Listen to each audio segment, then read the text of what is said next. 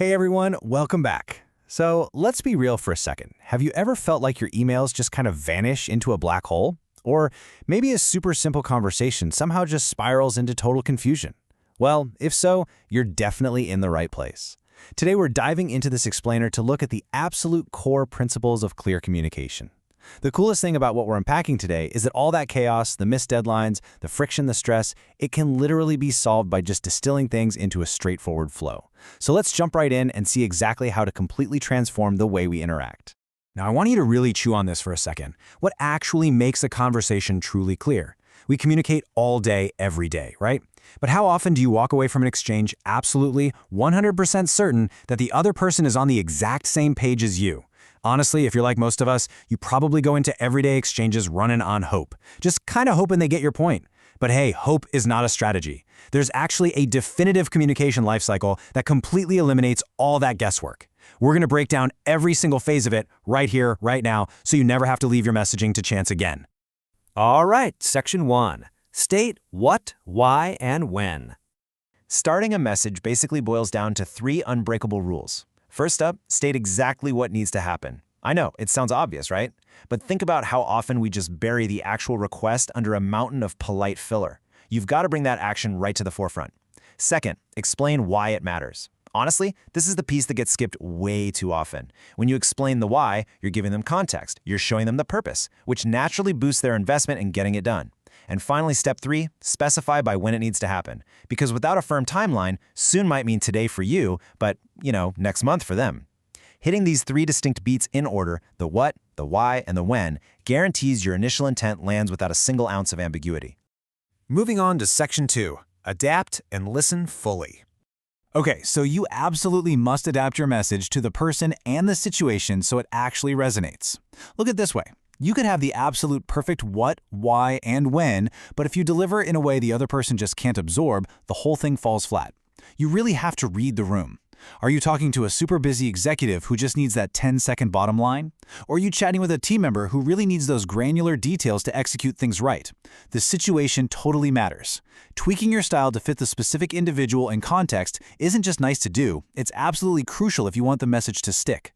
It's all about meeting them exactly where they are. Now, this next point is brilliant. Listen fully to understand before responding, which prevents misinterpretation.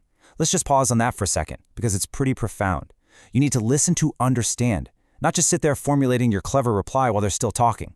I mean, we've all been guilty of that, right? But this kind of deep, intentional listening is the literal mechanism that stops misinterpretation in its tracks. Taking a beat to truly hear the other side, absorbing their perspective, their worries, their ideas, that's your ultimate shield against getting things mixed up. It takes a one-way broadcast and turns it into a real, functional exchange. Which brings us to Section 3, question the assumptions. This right here is the core battle behind almost every single miscommunication. On one side, you have assumptions. And let's be clear, assumptions are the enemy of clarity. They're basically just the stories we make up in our heads about what someone means, or what they want, or what they're doing. We've got to actively replace those with direct questions to uncover the actual facts. So instead of sitting around guessing why our project got delayed, or assuming you know exactly what a client wants, just ask a direct question.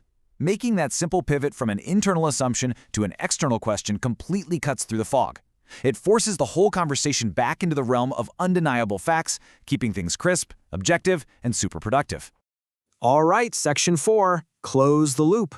Closing the loop means confirming ownership, timelines, and expected outcomes so accountability is crystal clear. Think of it like tying a nice little bow on the entire interaction.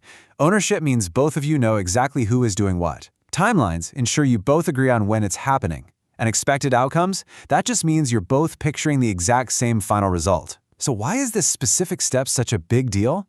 Because it acts as the ultimate safety net for accountability at the end of any exchange. If you skip closing the loop, all that amazing communication you just did can literally unravel the second you walk away. Closing the loop locks it all in place. And finally, Section 5, clarity, alignment, and trust.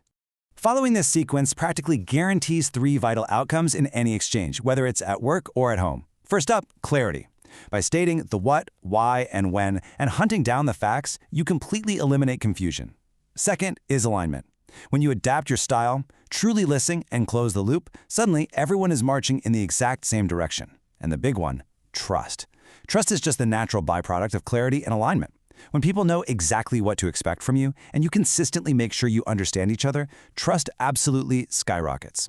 Following this flow isn't just about sounding polished. It's about building really strong, rock-solid relationships everywhere in your life. Well, we've made it through the complete flow, from that very first foundational statement all the way to closing the loop for accountability. So as we wrap up this explainer, I'll leave you with a bit of a challenge.